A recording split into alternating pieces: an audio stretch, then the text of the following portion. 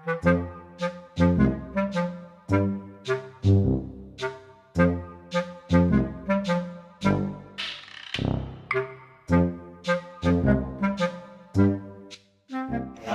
banget kita selawas ada corona nih nah.